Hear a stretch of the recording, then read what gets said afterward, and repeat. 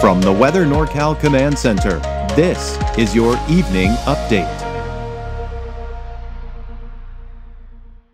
Dennis's Heating and Air Conditioning is Northern California's premier heating and air conditioning contractor. From residential housing, large commercial projects, installation to repair, sheet metal fabrication, and everything in between, we are your go-to heating and air conditioning specialist. Well, it looks like we're going to start getting ourselves in a bit of a stagnant weather pattern. We're not going to see much change in the temperatures. We're not going to see much in the way of thunderstorm activity. In fact, really any thunderstorm activity here. Probably through at least the middle of next week, if not longer, and temperatures near normal, no major heat waves in the forecast. It's actually not going to be bad when we're talking about summer situations. The only thing that's really bad, obviously, are the fires and the smoke that's associated with them. So we take you out towards, say, western Siskiyou County, into Del Norte County, but for the valley, central eastern Siskiyou County, Modoc, the eastern mountains, not getting in on much of the smoke. The smoke is mainly staying pretty close to the fires themselves. You can see by tomorrow morning, we are looking at some of the smoke making its way into eastern Siskiyou, and not to mention northwestern Modoc County. But we're really not seeing it make its way into the valley just yet. And most of that smoke in western Siskiyou and into Del Norte County and a little bit out towards the northern portions of Humboldt County as well. Now you can see as we go into Saturday afternoon, Saturday night, what we're going to see is another big plume of smoke coming in from the Smith River complex, moving into central Siskiyou and even eastern Siskiyou County.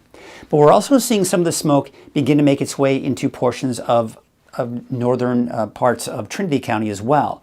Now when you get into the yellows, it's not dense smoke. Just a little hazy, a little smoky out there. And as we go into Saturday morning, about 6 a.m., we're starting to see some of that smoke work its way southward into possibly the northern end of the valley. So Sunday morning is a possibility we may see a little bit of smoke out toward the Redding area, but not as much as you head down to the south. And of course, more smoke, obviously, in the places that are closer to the fire. So here's what we have in store for us for the rest of the evening and into tomorrow morning. We're in the low 60s for most of us in the valley. Tomorrow, about mid-90s, give or take. We take a look at your mountain planner for tomorrow, for Saturday, and what we're seeing here are mid-80s, give or take. And these temperatures that you're seeing here is pretty much what's going to stick around through the weekend and most of next week. And here's the reason why. We've got an area of low pressure right here, okay? That is a pocket of cooler air. You see how it's just kind of fairly stationary? Then we have this big dome of heat that's over the central and eastern United States. You've been hearing about the big heat wave in that area. That heat will be moving back closer to Northern California, but it'll basically mainly be over the desert Southwest and Southern California. And the reason it's not going to extend too far northward into our region is because of this right here. This cooler air prevents that heat from expanding, and we'll get into that a little bit later. What I want to talk about is how dry it's going to be. Now, as we go into late tonight, early tomorrow morning, Futurecast is picking up on maybe a stray shower. I don't anticipate any lightning strikes at this point, but we can't rule it out. But you can see just how very light it is as we go to 2 a.m. on Saturday. So yeah, if you're in El Tourist, Cedarville, northeastern portions of Lassen County, don't be surprised if you run into a stray shower, but most likely you'll be asleep while it happens. Because as we go into Saturday, it's dry. We take you into Sunday, same situation. You're looking at dry conditions. And when we look at the long-range forecast model, it's dry Monday, Tuesday, Wednesday, Thursday, even Friday of next week. But not this upcoming weekend, but a week from this upcoming weekend, we've got the potential for maybe some showers and thunderstorms coming in that Saturday and Sunday with the area of low pressure off to our west. All right, so let's take a look at that pattern. There's the cooler air right here. There's that heat expanding back over the desert Southwest. This is this upcoming Sunday. So this cooler air here is preventing this heat from coming on up. Now, you may recall me talking about this off and on pretty much all summer long. We've been looking at these pockets of cool air over the Gulf of Alaska, kind of hanging around.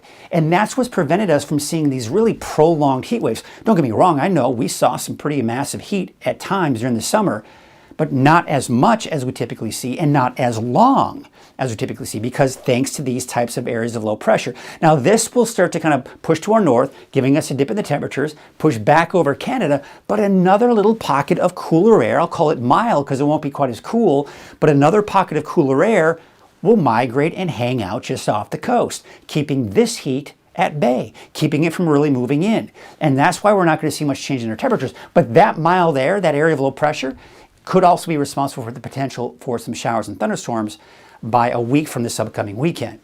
So when we look at the temperatures that I was talking about, we got this stagnant weather pattern. Not much going on. Mid-90s, give or take, at least through Thursday. And then that mild air I showed you on that previous map, that's going to drop our temperatures back down to around 90. And of course, upper 80s for some of the cooler spots in the valley. That's the overall temperature trend, even for the mountains. Obviously not in the mid-90s, but you get the idea. Temperatures staying pretty close to normal for this time of the year. So that's what it looks like overnight. You're looking at clear skies. For tomorrow, what we're seeing here are those temperatures in the mid-90s, right? Same story. Temperatures between 85 and close to 90 degrees for many of the higher elevations. And when we look at the 7-day forecast, you're going to see that trend that I'm talking about, just not much change. For the mountains, as I mentioned, probably between 85 and 90. Now, there may be a dip on Tuesday. I've got 79 for Mount Shasta on Tuesday, but then we're back up to about 80, 81 for next Wednesday, Thursday, back down to 79. So we'll actually probably see another drop in those temperatures. And that's the case for Susanville as well, and not to mention El Turris. Now, your 7-day outlook for the valley, this is what I was talking about. We're going to keep those temperatures fairly mild. However, what we're going to notice, and we saw this on the 10-day trend, we're going to go from approximately the mid-90s through next Thursday to a nice dip in those temperatures in the upper 80s to around 90 degrees for some of us here by next Friday, still looking at those dry conditions. Now, as I mentioned, not this upcoming weekend, but a week from then, we could be looking at the potential for showers and thunderstorms, but mainly in the mountains at this point.